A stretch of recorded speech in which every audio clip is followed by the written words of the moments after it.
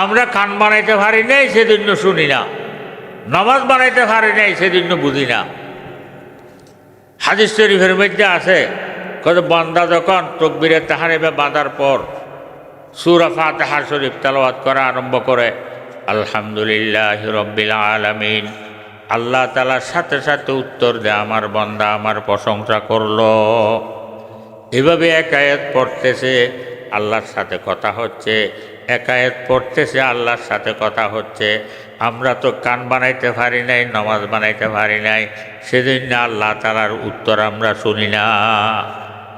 যখন নামাজকে নামাজ বানাইতে পারবেন ওই সময় তাকবীরে তাহরিমে যখন বাঁধবেন, আল্লাহু আকবার, তাকবীরে তাহরিমে বাঁধার সাথে সাথে দুনিয়ার সাথে সম্পর্ক কেটে যাবে, আল্লাহর সাথে জুড়ে যাবে, আর দুনিয়ার খবরের মধ্যে থাকবেন না। ওই সময় নামাজে দাঁড়াইলে আর এই ইমাম সাহেব যত কেরাত লম্বা ধরবে এত ভালো লাগবে, যত লম্বা ধরবে এত ভালো লাগবে। এখন তো আমাদের একটু লম্বা ধরলে আমার কাছে খারাপ লাগে, আমরা সতর্ক বাণী দিই, হ্যাম হ্যাম করি, লম্বা হচ্ছে ছোটো করো, ঠিক না? কি জন্য? ওই আমরা নামাজ বানাইতে পারি না। সেজন্য বাবারা দুনিয়ার সব কিছু জানলাম, সব কিছু শিখলাম। আমরা মুসলমানের ছেলে, মুসলমানের ঘরে জন্মগ্রহণ করেছি, মুসলমান হিসেবে লালিত পালিত হয়েছি, মুসলমান হিসেবে বড় হয়েছি। নামাজটা যদি শিখতে না পারি ওই শিখার কোনো দাম আছে? কথা বুঝে আসে? এই যুগের মধ্যে, আগের যুগের মধ্যে আলেম ওলামা কম ছিল, মসজিদ মাদ্রাসা কম ছিল, শিখতে পারে নাই। এই যুগের মধ্যে আমি শিখতে পারি নাই, এই উত্তর আল্লাহর এখানে চলবে? এখন আলেম ওলামা প্রত্যেক ফাড়ার মধ্যে আছে, প্রত্যেক মসজিদে মসজিদে আছে ইমাম মুয়াজ্জিন। কোনোদিন নামাজ শিখার জন্য আমরা ইমাম সাহেবের কাছে গেছি, ও ইমাম সাহেব আপনাকে ছাড় ফুসে দিব, প্রতিদিন আসার পরে আমাদেরকে একটু নামাজটা শিখেন। তো নামাজ শিখে হয়ে যায় না? ধরেন এক সপ্তাহ আপনি ফরজটা শিখলেন, এক সপ্তাহে ফরজটা শিখে হবে না? আরেক সপ্তাহ ওয়াজিবটা শিখবেন, এক সপ্তাহ শিখলে ওয়াজিবটা শিখে হয়ে যাবে না? আরেক সপ্তাহ আপনাকে সুন্নতের ট্রেনিং দিবে, সুন্নত শিখাবে, সুন্নত শিখে হয়ে যাবে না? আরেক সপ্তাহ মুস্তাহাবগুলো শিখবেন। কিন্তু নামাজ হওয়ার জন্য আপনার সবগুলো প্রয়োগ করে নামাজ পড়তে হবে। আমার নামাজ থেকে যেন মুস্তাহাব না ছুটে। কথা বুঝে আসে? তো সেই জন্য নামাজ সহি হওয়ার জন্য আপনার কোরআন সহি হতে হবে না? তো আমরা মুসলমান, আমাদের মেইন সম্পদ হলো কোরআন। কোরআনটা আমি সহিভাবে পড়তে পারি না, তো এই আমাদের থেকে বদকিসমত আর কেউ আছে? কোনোদিন আমরা এটা সহি পড়ার জন্য কোনোদিন মেহনত করছি? এখন বয়স্ক শিক্ষা প্রত্যেক জায়গার মধ্যে আছে। ইমাম সাহেবের সাথে কথা বলি, একটা বয়স্ক শিক্ষা চালু করেন না, এক মাসের একটা কোর্স করেন, সবাই কোরআনটা সহি করেন। এরা এক মাস একটা কোর্স করলে আমি দুনিয়ার জন্য 24 ঘন্টা সময় দিতে পারতেছি, আমার আখিরাতের জন্য আমি আধা ঘন্টা সময় দিতে পারবো না? কেন পারবো না? কথা বুঝে আসে? এই জন্য মহাব্বত বলতেছি, পেরেশান হবেন না, নামাজগুলো শিখেন, কোরআনটা সহি করেন। আল্লাহর কাছে জবাব দেওয়ার কোনো রাস্তা থাকবে কোরআনটা যদি সহিভাবে পড়তে না পারি? সেজন্য আমরা সবাই নামাজগুলো শিখি, নামাজের উপর যত্নবান হই। যখন নামাজের মতো নামাজ বানিয়ে যখন আপনি তাকবীরে তাহরিমে বানবেন, আল্লাহু আকবার, দুনিয়ার সাথে সম্পর্ক কেটে যাবে, আল্লাহর সাথে জুড়ে যাবে, আর দুনিয়ার খবরের মধ্যে থাকবেন না। ওই সময় আপনি নামাজের মধ্যে কি মজা ওই সময় বুঝে আসবে। হাদিস শরীফের মধ্যে আছে, কত বান্দা যখন এই মানুষের সর্বশ্রেষ্ঠ ইজ্জতওয়ালা অঙ্গ হলে এই কপাল মাথা, মানুষের সর্বশ্রেষ্ঠ ইজ্জতওয়ালা অঙ্গ এটা না, মাথা না? আল্লাহ তাআলা বলেন, কথা আমার বান্দা যখন তার সর্বশ্রেষ্ঠ ইজ্জতওয়ালা অঙ্গ কপাল আমার সামনে নত করে দিয়ে সেইদের মধ্যে যায়, কয়ে যে আমার রহমতে চাই না যে তার কপালটা জমিনের উপর রাখুক, আমি আরশওয়ালা খোদা আমার কুদরতি পাটা তার কপালের নিচে রেখে দিই।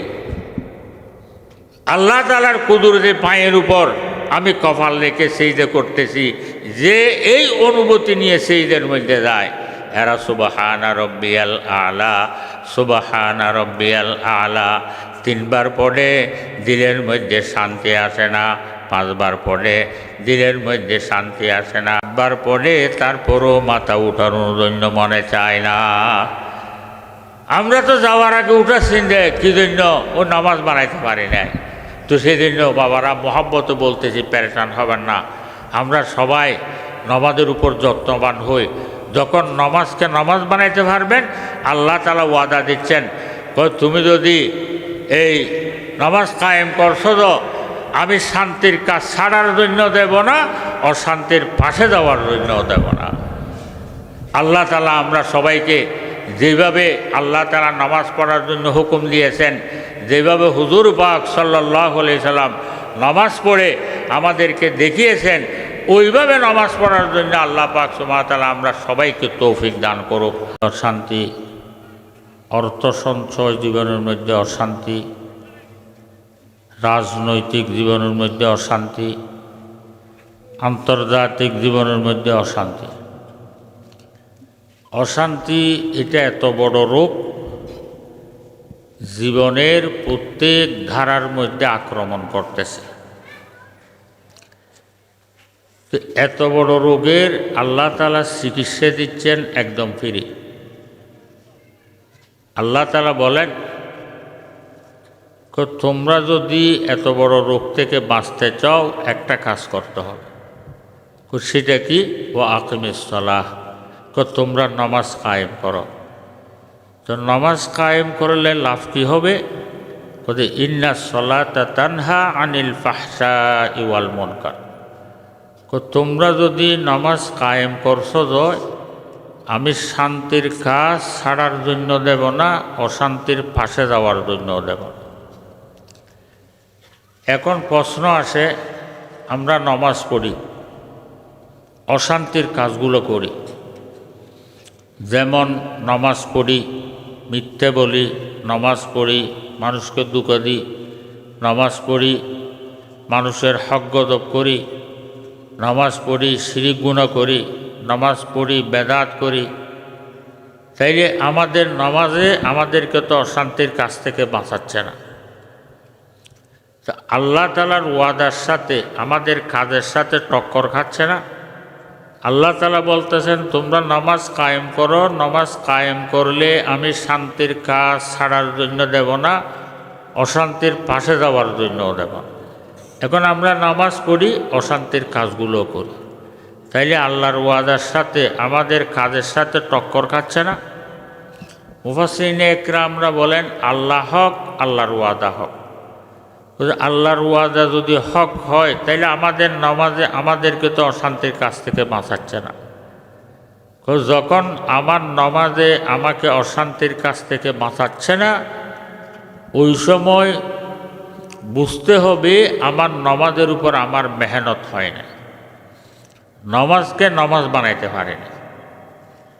যারা নামাজের উপর মেহনত করে নামাজকে নামাজ বানাইতে পারছে, এরা বলতেছেন নামাজ পড়নে মে ক্যা মজা হ্যায় মসজিদ মে যা যাকে দেখ, নামাজ পড়নে মে ক্যা মজা হ্যায় মসজিদ মে যা যাকে দেখ, সর ঝুকানে মে ক্যা মজা হ্যায় সেজদে মে যা যাকে দেখ। নামাজ পড়ার মধ্যে কি মজা, মসজিদের মধ্যে গিয়ে দেখো। মাথা নত করার মধ্যে কি মজা, সেইদের মধ্যে গিয়ে দেখো। এখন তো আমরা নামাজ বানাইতে পারি নাই, সেজন্য মসজিদে ঢুকার জন্য মনে চায় না। মসজিদে ঢুকলো বেরো আসছিন্দা, কার আগে কেমনে বেরো যাব। এমনি তো নামাজ পড়ি না, শুক্রবারে যদি যাই, যদি একটু আগে চলে যায় মসজিদে আর ঢুকে না, বাহিরে দাঁড়িয়ে দাঁড়িয়ে গপ গুজর এগুলো শুরু করে। ইমাম সাহেব খুতবা শুরু করছে, ওই সময় বাইরে দাঁড়িয়ে দাঁড়িয়ে গপ গুজরের মধ্যে আমরা লাগা আছি। ইমাম সাহেব একামত যখন শুরু হয়েছে দৌড়ে গিয়ে ইমাম সাহেবের সাথে আল্লাহু আকবার নামাজে শরীক হয়েছে, আবার সালাম ফিরানোর সাথে সাথে আবার বাইরে যাচ্ছে। কার আগে খেয়ে বাইরে যাবে? কারণ কি? আমরা নমাজের উপর কোনো মেহনত করি নাই, নমাজকে নমাজ বানাইতে পারি নাই, সেজন্য মসজিদে ঢুকার জন্য মনে চায় না।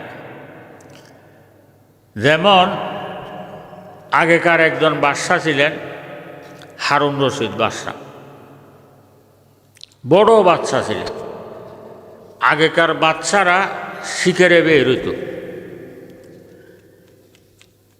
তো বাদশা যখন শিকারে বের হইত, বাদশার উজির নাজির পুলিশ মিলিটারি দেহরক্ষী সবগুলো বাদশার সাথে থাকবে না। তো মানুষ যখন শিকারে যায়, শিকারির নজর থাকে শিকারের উপর, এ দুনিয়ার অন্য কোনো খবরের মধ্যে থাকে না। তো বাদশা শিকারির পিছনে পিছনে দৌড়তেছে, বাকিরা বাদশার পিছনে পিছনে দৌড়তেছে। দৌড়তে দৌড়তে জোহরের সময় হয়ে গেছে। বাদশার যিনি পার্সোনাল পিএস ছিলেন উনি নামাজে ছিলেন। তো এখন নামাজের সময় যখন হয়ে গেছে, তার দিলের মধ্যে পালপেশন শুরু হয়ে গেছে, আহা কেমনে নামাজ পড়ব, কেমনে নামাজ পড়ব, পালপেশন শুরু হয়ে গেছে। সাহসও কুলোচ্ছে না যে বাচ্চাকে বলবে বাদশা সাহেব নামাজের সময় হয়ে গেছে, আপনি একটু দাঁড়ান, নামাজটা পড়ে নি। এই কথা বলারও সাহস কুলাচ্ছে না, কিন্তু পালপেশন শুরু হয়ে গেছে, আহা কেমনে নামাজ পড়ব, কেমনে নামাজ পড়ব। বাদশার পিছনে পিছনে দৌড়তেছে। দৌড়তে দৌড়তে কিছু দূর যাওয়ার পর হঠাৎ একটা মসজিদ নজরে পড়ল। যখন মসজিদ নজরে পড়ছে, কথা বলার একটা সুযোগ হয়েছে। বাচ্চাকে বলে, বাদশা সাহেব জঙ্গলের মধ্যে মসজিদ মিলা এটিও তো একটা ভাগ্যের ব্যাপার। নামাজের সময় হয়েছে, আল্লাহ তাআলা মসজিদে মিলিয়ে দিয়েছে, তা আমি একটু নামাজটা পড়িনি। তো মানুষ যত খারাপ হোক না কেন, যদি সে মুসলমান হয় নামাজে বাঁধা দিতে পারে। তো বাচ্চা বলে আচ্ছা ঠিক আছে নামাজ পড়ে আস। তো সে নামাজ পড়ার জন্য ঢুকছে। এই বাদশা উজির নাজির পুলিশ মিলিটারি সবগুলো বাহিরে দাঁড়িয়ে আছে। দেখতে মনে হচ্ছে যে বাদশা ভিতরে, বাকিরা ভাড়া দিচ্ছে। এই সে ঢুকছে, বের হচ্ছে না। বাদশা বলে আমরা মুসাফির মানুষ, 2 রাকাত নামাজ পড়বে, সে এতক্ষণ কি করে সেখানে। বাদশা কি করলেন, একটু পর ডাক দিলেন রাগ করে, বলে আরে রমাদানি আতা কেউ নেই। বলে হে রমাদানি তুমি বের হচ্ছ না কেন? তো সে বিদ্যুৎ থেকে উত্তর দিচ্ছেন, বাদশা সাহেব मैं आना चाहता हूँ, मुझे आने नहीं देते। বলে আমি তো বের হওয়ার জন্য চাচ্ছি, কিন্তু আমাকে বের হতে দিচ্ছে না। এর উত্তর শুনে বাদশা পেরেশান। বাদশা বলে মসজিদ খালি, তাকে সেখানে খেয়ে দড়ি রাখছে। আবার সে হলো বাদশার পার্সোনাল পিএস, তাকে আবার দড়ি রাখবে যে সেটাকে। রাগ করে বলতেছে, তুঝে কোন নেই আনে দেতে, তোকে কে বের হতে দিচ্ছে না। সে বিদ্যুৎ থেকে বলতেছেন, বাদশা সাহেব যিনি আপনাকে বাহির থেকে ভিতরে ঢুকতে দিচ্ছেন না, উনি আমাকে ভিতর থেকে বের হওয়ার জন্য দিচ্ছেন না। কথা বুঝে আসে? যখন আমরা নামাজের উপর মেহনত করে নামাজকে নামাজ বানাইতে পারবো, ওই সময় মসজিদে ঢুকলে বের হওয়ার জন্য মনে চাইবে না। এখন আমরা তো নামাজ বানাইতে পারি না, সেজন্য মসজিদে ঢুকার জন্য আমার চায় না। ডক্টর ইকবাল বলতেছেন, মসজিদে মরসিয়ে খা হি কে নমাজি ন রহি, মসজিদে মরসিয়ে খা হি কে নমাজি ন রহি, यानी ओ साहिफे मेजाजी न रही। কত মসজিদগুলো গীত গাচ্ছে মুসল্লি হারা। বাস্তব কি মুসল্লি হারা?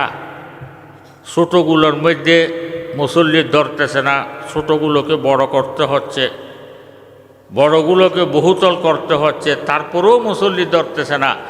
একবার বলে মসজিদগুলো গীত গাচ্ছে মুসল্লি হারা। তার অর্থ হলো যে মসজিদ ভরা মুসল্লি, কিন্তু নামাজের দিলওয়ালা মুসল্লি একজনও না। যেমন ইমাম সাহেব 3 রাকাত পড়ে বসে যাচ্ছে, মসজিদ ভরা মুসল্লি একজনও বলতে পারে না। ইমাম সাহেব 5 রাকাতের জন্য উঠে যাচ্ছে, মসজিদ ভরা মুসল্লি একজনও বলতে পারে না।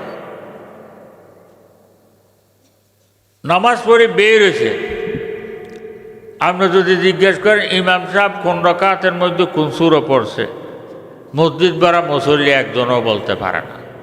তা আমরা নামাজে দাঁড়াইছি সত্য, নামাজের মধ্যে আমাদের দিল নাই, নামাজের মধ্যে আমাদের দিল নাই। আমরা যে কাজ করি নামাজের দাঁড়ায় দাঁড়ায় ওই কাজের হিসাব টানি। যে কৃষি কাজ করি নামাজের দাঁড়ায় দাঁড়ায় কোন জমিনে সার দিতে হবে, কোন জমিনে বীজ দিতে হবে, কোন জমিনের মধ্যে কি চারা দিব, ওগুলোর হিসাব টানে। যে দোকান করি সে নামাজের দাঁড়ায় দাঁড়ায় দোকানের হিসাব টানে। যে চাকরি করে সে নামাজের দাঁড়ায় দাঁড়ায় চাকরির হিসাব টানে। তা আমরা নামাজে দাঁড়াইছি সত্য, নামাজের মধ্যে আমাদের দিল না। কথা বুঝে আসছে? নামাজের কোনো গুরুত্ব মহত্ব আমাদের দিলের মধ্যে বসাইতে পারি নাই। আগেকার একজন মানুষ হালাল রুজির জন্য হাদ্দাদের কাজ করত। হাদ্দাদের অর্থ হলো আমাদের চট্টগ্রামের ভাষায় খামার, যারা লোহার কাজ করে। কিন্তু সে হালাল রুজির জন্য খামারের কাজ করত। তো খামারের কাজ হলো যে হাতুড়া দিয়া লোহা ফিটানো, ধাম ধাম লোহা ফিটানো। তো লোহা ফিটতেছে, ওই সময় হাতুড়া উঠাইছে, ওই সময় মুয়াজ্জিনের আজানের আওয়াজ আসতেছে, আল্লাহু আকবার, আল্লাহু আকবার, আল্লাহু আকবার, আল্লাহু আকবার। আল্লাহু আকবার আজানের আওয়াজ আসার সাথে সাথে হাতুটা উড়াইছে মারার জন্য, আওয়াজ আসার সাথে সাথে এটা না মেরে পিছনে ফেলে দিছে। তো একজন পাশে ছিল, সে বলতেছে তুমি তো হাতুটা উড়াইছ, সেটা মারলে অসুবিধাটা কী ছিল? সে বলতেছে কত মুয়াজ্জিন আজানের মধ্যে কি বলতেছে শুনতেছ? আল্লাহু আকবার, আল্লাহু আকবার, আল্লাহু আকবার, আল্লাহু আকবার। আল্লাহ সব চাইতে বড়, সব চাইতে বড়। আমার ব্যবসা থেকে বড়, আমার কৃষিকাজ থেকে বড়, আমার চাকরি থেকে বড়, আমার এই হাতুটার বাড়ি থেকেও বড়। কই যদি আমি মুখে না বলি হাতুটার বাড়িটা মারি, তাইলে মুখে না বললেও আমার কাজে প্রমাণ দিচ্ছে যে আল্লাহ থেকে আমার হাতুড়ার বাড়ি বড়। সেই জন্য আমি পিছনে ফেলে দিয়েছি। কথা বুঝে আসে? দেখেন এদের দিলের মধ্যে নামাজের কেমন গুরুত্ব ছিল, কেমন মহত্ব ছিল। কিতাবের মধ্যে লিখতেছেন আজানের আওয়াজ যখন কানে আসতেন, আলী রাদিয়াল্লাহু তাআলা আনহু এমন কান্নাকাটি করতেন, এমন কান্নাকাটি করতেন, কত ওনার চোখের পানিতে দাড়ি মোবারক ভিজে যেত। তো কেহ জিজ্ঞেস করতেছে এত মানুষ আজান শুনে, কেহ তো এইভাবে কান্নাকাটি করে না, আপনি এত কান্নাকাটি কেন করেন?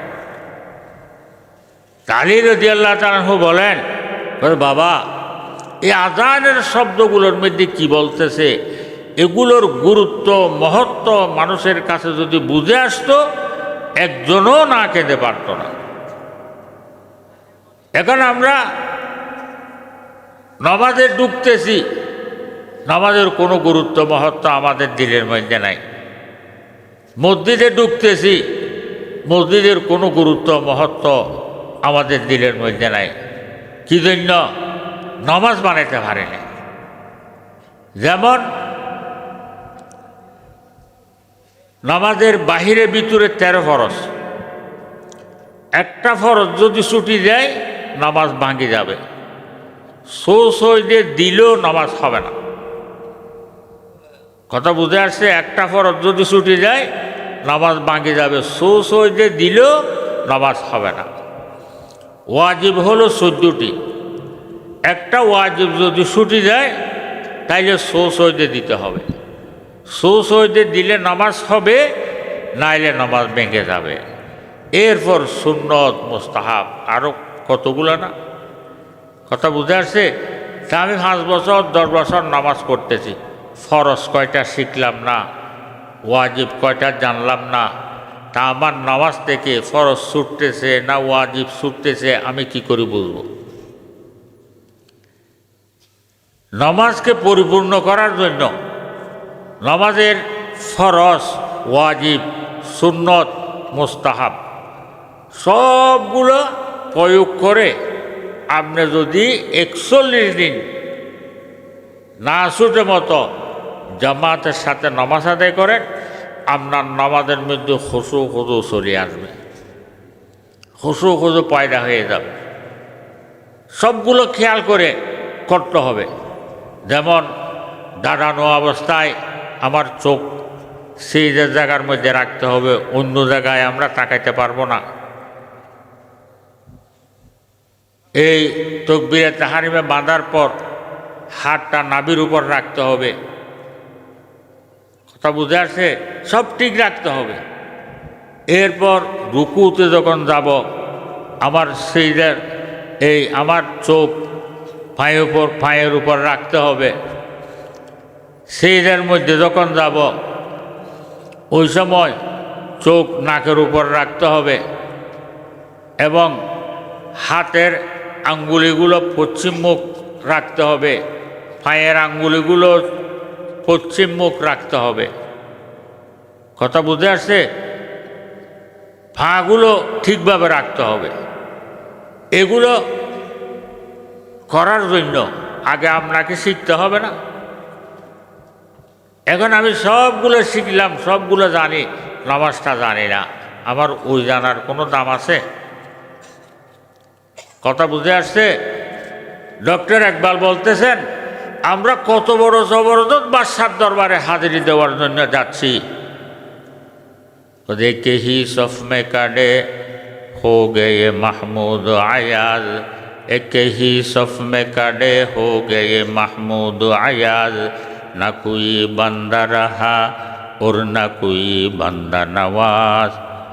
কত বড় জবরদস্ত বাদশার দরবারে হাজিরি দেওয়ার জন্য যাচ্ছি, কোনোদিন ফিকির করছি? মসজিদে ঢুকার পর যখন মানুষ কাতারে দাঁড়ায়, বাদশার পাশে যদি চৌকিদার দাঁড়ায়, বাদশার ক্ষমতা আছে চৌকিদারকে পিছে হটাইয়ে দেওয়ার? কোনো ধনীর পাশে যদি গরিব দাঁড়ায়, ধনীর ক্ষমতা আছে গরিবকে পিছে হটাইয়ে দেওয়ার? পারবে কেহ? এমন বাদশার দরবারে হাজিরি দেওয়ার জন্য আসছি যে বাদশার দরবারে আসার পর বাদশা, চৌকিদার, ধনী, গরিব ওই বাদশার সামনে সবাই ফকির। কথা বুঝে আসছে? তো আমরা এই মসজিদে ঢুকতেছি যে মসজিদের কোনো গুরুত্ব মহত্ব আমাদের দিলের মধ্যে বসাইতে পারে না। নামাজের কোনো গুরুত্ব মহত্ব আমাদের দিলের মধ্যে বসাইতে পারে না। নামাজের মধ্যে যখন সবগুলো প্রয়োগ করে আপনি নামাজ পড়বেন, আপনার নামাজের মধ্যে খুশু খুদু আসি যাবে। খুশু খুদু যখন আসি যায়, ওই সময় যখন আপনি তাকবীরে তাহরিমে বাঁধবেন, আল্লাহু আকবার, তাকবীরে তাহরিমে বাঁধার সাথে সাথে দুনিয়ার সাথে সম্পর্ক কেটে যায়, আল্লাহর সাথে জুড়ে যায়, আর দুনিয়ার খবরের মধ্যে মানুষ থাকে না। এখন তো আমরা নামাজে দাঁড়াইলে যত বুলো জিনিস আছে সবগুলো নামাজে স্মরণ হয়। যেমন হযরত আলী রাদিয়াল্লাহু তাআলা আনহু এক যুদ্ধের মধ্যে গিয়েছেন।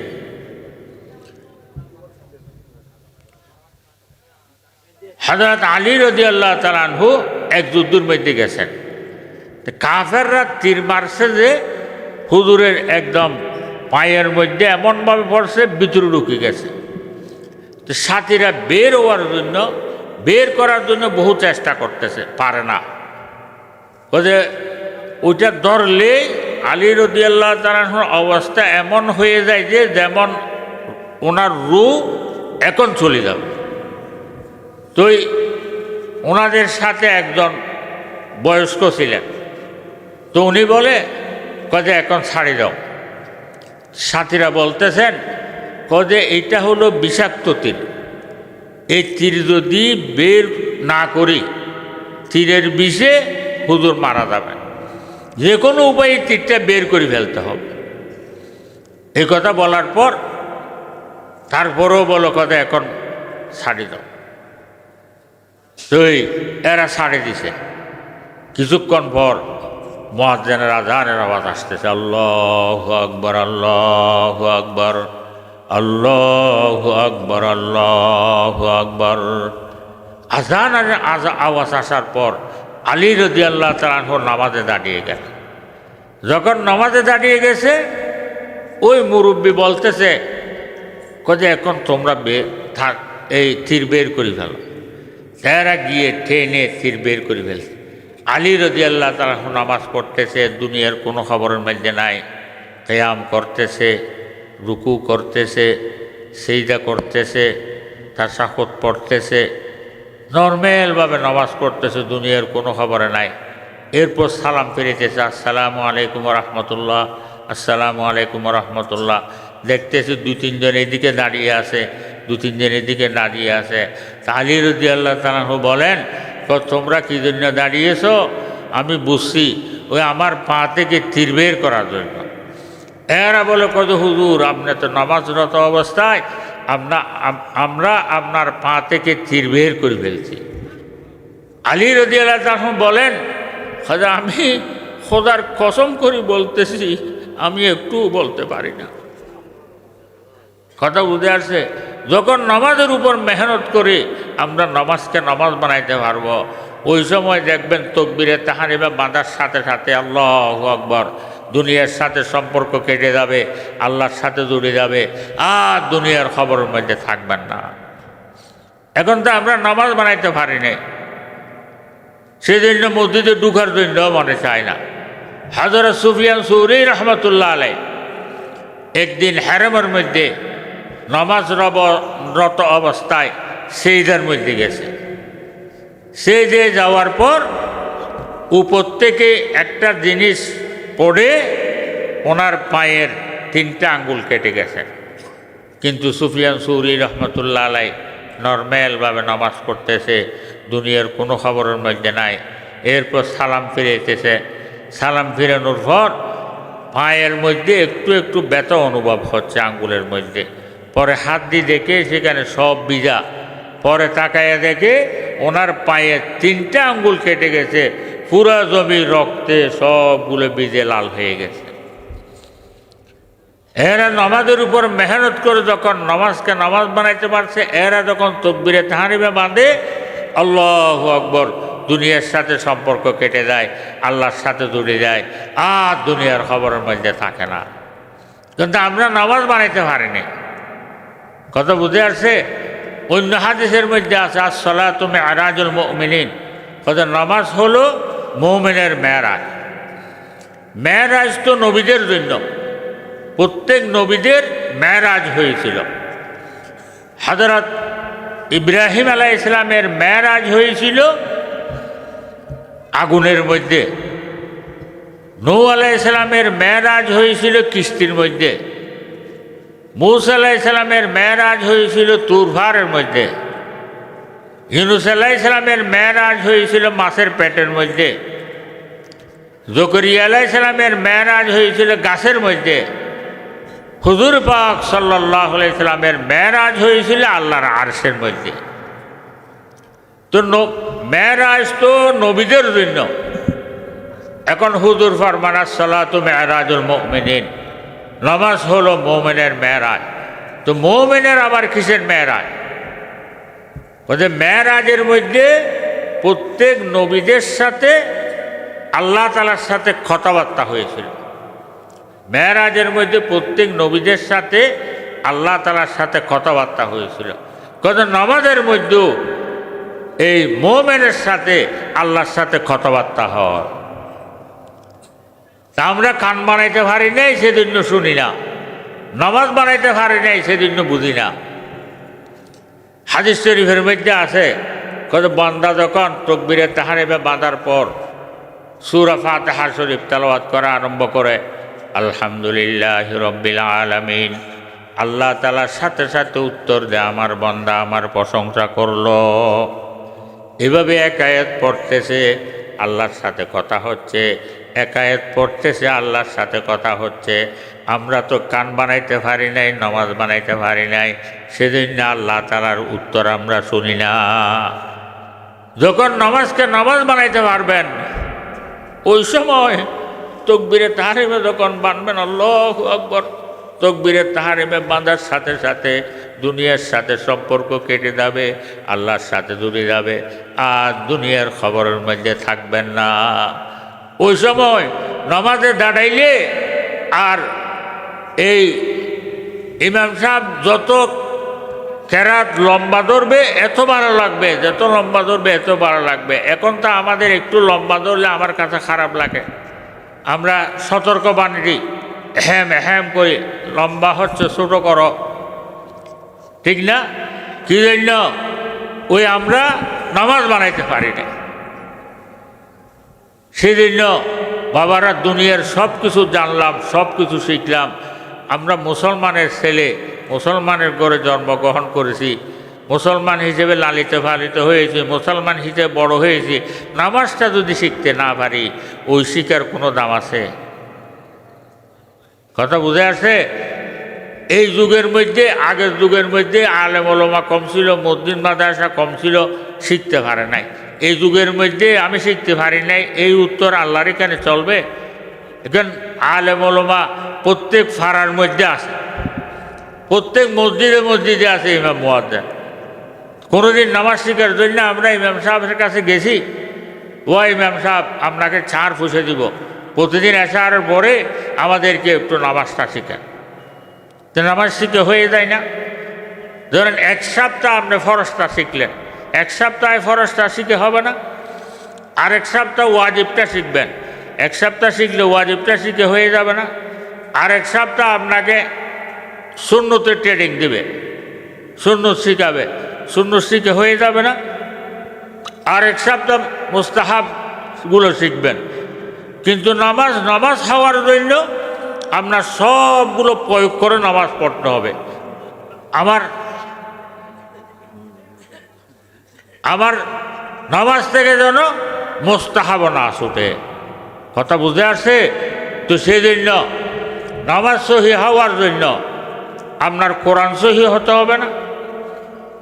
তো আমরা মুসলমান, আমাদের মেইন সম্পদ হলো কোরআন। কোরআনটা আমি সহিভাবে পড়তে পারি না, তো এই আমাদের থেকে বদকিসমত আর কেউ আছে? কোনোদিন আমরা এটা সহি পড়ার জন্য কোনোদিন মেহনত করছি? এখন বয়স্ক শিক্ষা প্রত্যেক জায়গার মধ্যে আছে।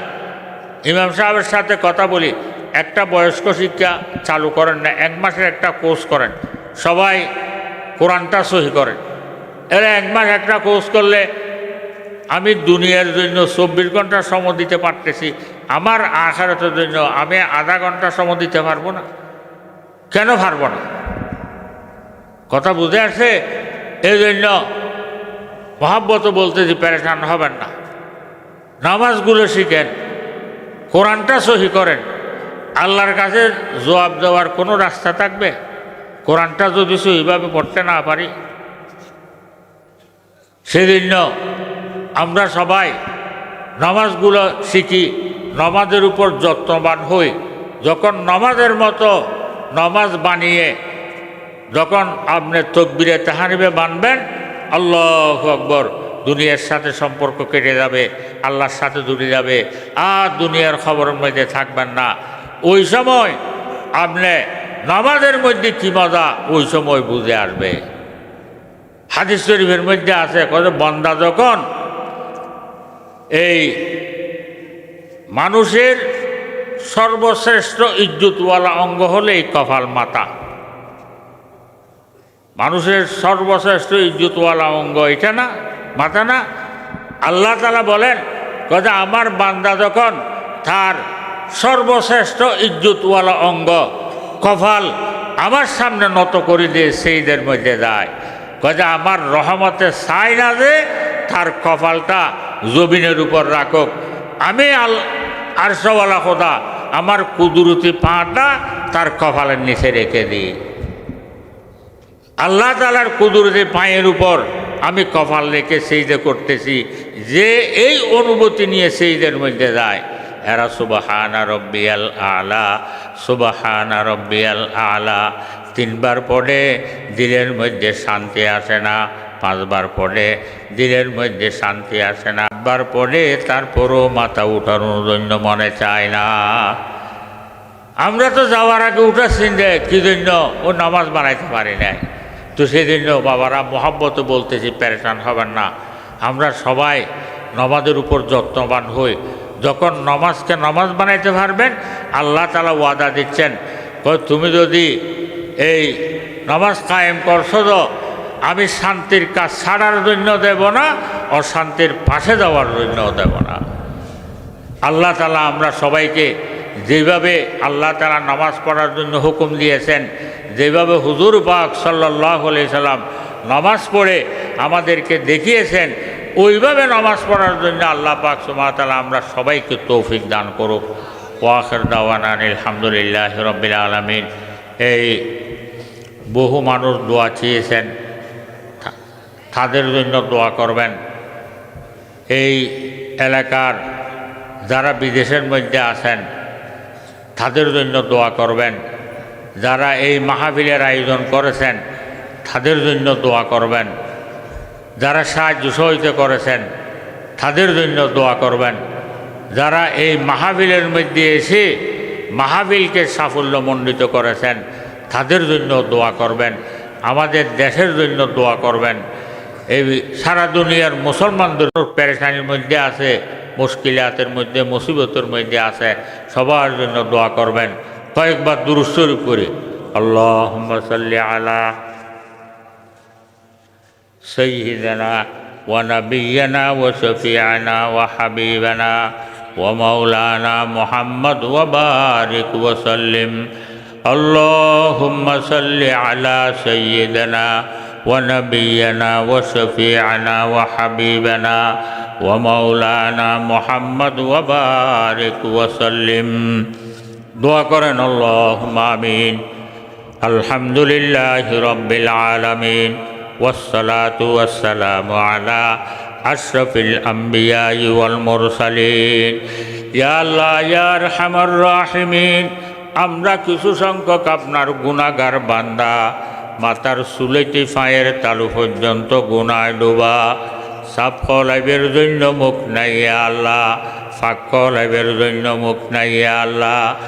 ইয়া আল্লাহ এতগুলো গুনাহ করেছি যে মাওলা, আমাদের গুনায় আসমান জমিন কালো হয়ে গিয়েছে ইয়া আল্লাহ। ইয়া আল্লাহ আমাদের গুনাহগুলো যদি জমিনের উপর রাখা হয়, আসমান আর জমিনের খোলা জায়গার মধ্যে আটবে না, যে থেকেও বেশি গুনাহ করেছি মাওলা। ইয়া আল্লাহ সাগরের ফেনা থেকেও বেশি গুনাহ করেছি মাওলা। ইয়া আল্লাহ এই গুনার সাগর নিয়ে, গুনার পাহাড় নিয়ে ফকির যেভাবে দাতার সামনে হাত পাতে, আমরাও গুনাহ মাফের ভিখারি হয়ে আপনার শাহী দরবারে হাতগুলো পেতে দিয়েছি মাওলা। ইয়া আল্লাহ দুশ্মনের সামনে হাত পাতিলে খালি হাত ফেরত দিতে লজ্জা লাগে। আপনি আহকামুল হাকিমিন রব্বুল আলামিন, সারা জাহানের মালিক, সারা জাহানের বাদশাহ, আপনি কেমনে খালি হাত ফেরত দিবেন মাওলা। ইয়া আল্লাহ আপনি দয়া করে মেহেরবানি করে আমাদের জীবনের সমস্ত গুনাহগুলা মাফ করে দাও। ইয়া আল্লাহ আমাদের মুরব্বীরা যারা দুনিয়া থেকে বিদায় নিয়েছেন, আমাদেরকে না খাবাই আছেন, না ফিন্দায় আছেন, তারা আজকে কবরের মধ্যে শুয়ে আছে। কে কোন অবস্থার মধ্যে আছে জানি না মাওলা। ইয়া আল্লাহ আপনি দয়া করে মেহেরবানি করে ওনাদের জীবনের সমস্ত গুনাহগুলা মাফ করে দাও। ওনাদের কবরগুলোকে বেহেশতের বাগিচা বানায়া দাও। কিয়ামত পর্যন্ত কবরের মধ্যে ওনাদেরকে সুখের ঘুমে রাখো। ইয়া আল্লাহ এই মাহফিলকে কবুল ফরমা। এই মাহফিল কিয়ামত পর্যন্ত জারি করিয়া দাও। ইয়া আল্লাহ এই মাহফিলের উসিলা ইয়া আল্লাহ আতরাফের মধ্যে যত মানুষ আছে, মেয়ে পুরুষ ছোট জওয়ান বুড়া, ইয়া আল্লাহ যত মানুষ আছে সবাইকে নামাজি বানায়া দাও, সবাইকে জিকির করে বানিয়ে দাও, সবাইকে তাহাজ্জুদ গুজার বানিয়ে দাও, সবাই দিলগুলোকে মসজিদ মাদ্রাসার দিকে ঝুঁকায়া দাও। ইয়া আল্লাহ এই মাহফিলের উসিলায় যত মানুষ অসুস্থ আছে তাদেরকে সুস্থতা দান ফরমা। ইয়া আল্লাহ যারা মুসিবত জাদা আছে তাদেরকে মুসিবত থেকে রেহাই দান ফরমা। ইয়া আল্লাহ যারা মুশকিলাতের মধ্যে আছে তাদের মুশকিলাত আসান করিয়া দাও। ইয়া আল্লাহ যারা করজদার আছে তাদেরকে করজ থেকে মুক্তি দান ফরমা। ইয়া আল্লাহ যারা রিজিকের তঙ্গের মধ্যে আছে তাদের রিজিকের তঙ্গে হটায়া দাও। ইয়া আল্লাহ তাদের রিজিক ফরাগত করিয়া দাও। ইয়া আল্লাহ এই মাহফিলের উসিলায় সারা দুনিয়ার মুসলমানদের উপর আপনার রহমান নাযিল ফরমা। ইয়া আল্লাহ আজকে সারা দুনিয়ার মধ্যে মুসলমানরা নির্যাতিত নিপীড়িত। ইয়া আল্লাহ এগুলা সবগুলা আপনার প্রিয় হাবিবের দাঁত ভাঙ্গা উম্মত নয় না। ইয়া আল্লাহ এই উম্মতগুলাকে প্রতিষ্ঠা করার জন্য আপনার প্রিয় হাবিব তায়েফের মাঠের মধ্যে কাফেরদের এত পাথর খেয়েছিলেন। ইয়া আল্লাহ কাফেরদের পাথরের আঘাতে আপনার প্রিয় হাবিবের পুরো জিসিম মোবারক বসন্ত বেরামের মতো দাগ হয়ে গিয়েছিল। ইয়া আল্লাহ এই উম্মতগুলোকে প্রতিষ্ঠা করার জন্য আপনার প্রিয় হাবিব ওহদের ময়দানের মধ্যে দন্দান মোবারক শাহাদত করেছিলেন। ইয়া আল্লাহ এই উম্মতগুলোকে প্রতিষ্ঠা করার জন্য আপনার প্রিয় হাবিব ওহদের ময়দানের মধ্যে শের মোবারকের মধ্যে কাফেরদের তীরকে বেহুশ হয়ে পড়ে গিয়েছিল। ইয়া আল্লাহ আজকে আপনার প্রিয় হাবিবের এত কষ্টের উম্মত কাফেররা মারতেছে কাটতেছে। ইয়া আল্লাহ তাদের ঘর বাড়ি জ্বালাইয়া দিচ্ছে। ইয়া আল্লাহ ছোট ছোট বেগুনা বাচ্চাদেরকে কতল করা হচ্ছে। ইয়া আল্লাহ মা বোনদের ইজ্জত লুটতেছে। ইয়া আল্লাহ আপনার রহমতের নজরে কেমনে তাকাইয়া আছেন। ইয়া আল্লাহ আপনি দয়া করে মেহেরবানি করে সারা দুনিয়ার মুসলমানদের উপর আপনার রহমান নাযিল ফরমা। ইয়া আল্লাহ তাদের জান মাল ইজ্জত আবরু আপনি রক্ষা ফরমা। ইয়া আল্লাহ সারা দুনিয়ার মুসলমানদের মধ্যে ইত্তেফাক ইত্তেহাদ পয়দা করিয়া দাও। ইয়া আল্লাহ সবার সিনের মধ্যে ইসলামী জজবা পয়দা করিয়া দাও। ইয়া আল্লাহ খাস করে আমাদের দেশের উপর রহমান নাযিল ফরমা। আমাদের দেশ থেকে কাড়াকাড়ি মারামারি বন্ধ করিয়া দাও। সবার মধ্যে উলফত মোহাব্বত পয়দা করিয়া দাও। ইয়া আল্লাহ আমাদের দেশের বিরুদ্ধে দ্বীনের বিরুদ্ধে যতগুলো চক্রান্ত কাফের ইহুদি নাসারা বিদেশিরা করতেছে মাওলা সবগুলো আপনার কাছে জানা আছে। ইয়া আল্লাহ আপনি দয়া করে মেহেরবানি করে তাদের সমস্ত চক্রান্তগুলোকে আপনি নস্যাৎ করিয়া দাও। ইয়া আল্লাহ আমাদের দেশকে হেফাজতের পর্দা দিয়া ডাকিয়া দাও। ইয়া আল্লাহ আমনের পর্দা দিয়া ডাকিয়া লও, ইয়া আল্লাহ ইজ্জতের পর্দা দিয়া ডাকিয়া লও, ইয়া আল্লাহ এই এলাকার যতগুলা মানুষ বিদেশের মধ্যে আছে, বিদেশের সমস্ত আফত বলা মুসিবত মুশকিলাত অ্যাক্সিডেন্ট সবগুলোর থেকে তাদেরকে হেফাজত ফরম। ইয়া আল্লাহ যাদের চাকরি নাই ভালো চাকরির ব্যবস্থা করিয়া দাও, যাদের বিষয় পতাকা ঠিক নাই তাদেরকে ভালো কফিলের ব্যবস্থা করিয়া দাও। ইয়া আল্লাহ দেশ বিদেশ থেকে বহু দুস্থ আহবাবরা দোয়া চেয়েছেন, যেই যেই মকসুদের জন্য দোয়া চেয়েছেন সবগুলো আপনার কাছে জানা আছে। ইয়া আল্লাহ, ইয়া আল্লাহ আপনি দয়া করে মেহরবানি করে সবার দিলের নেক মকসদগুলো পুরা করিয়া দাও। ইয়া আল্লাহ আমরা যারা হাত উঠাইছি, ইয়া আল্লাহ কার দিলের মধ্যে কি কি হাজত আছে সবগুলো আপনার কাছে জানা আছে। ইয়া আল্লাহ, ইয়া আল্লাহ আপনি দয়া করে মেহরবানি করে সবার দিলের নেক মকসদগুলো পুরা করিয়া দাও।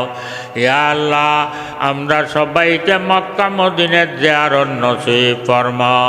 ইয়া আল্লাহ যারা যাইতে পারে নাই তাদেরকে যাওয়ার জন্য তৌফিক দান ফরমা।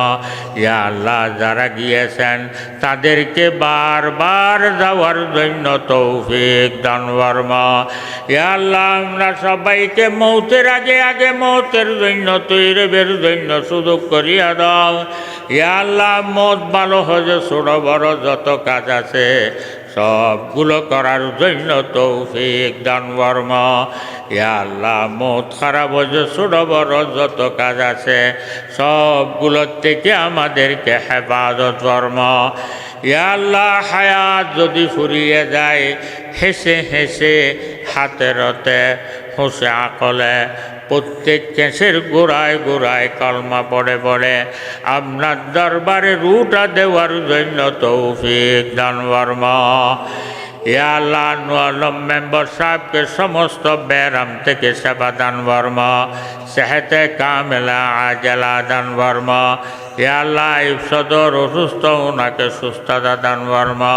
ওয়াসাল্লাল্লাহু তাআলা আলা খাইরি খালকিহি ওয়া নূরি আরশিহি মুহাম্মাদিন ওয়া আলিহি ওয়া আসহাবিহি আজমাইন বিজুদি সুবহানা রাব্বিকা রব্বিল ইজ্জাতি আম্মা ইয়াসিফুন ওয়া সালামুন আলাল মুরসালিন ওয়ালহামদুলিল্লাহি রাব্বিল আলামিন। আসসালামু আলাইকুম ওয়া রাহমাতুল্লাহ। আপনারা বসে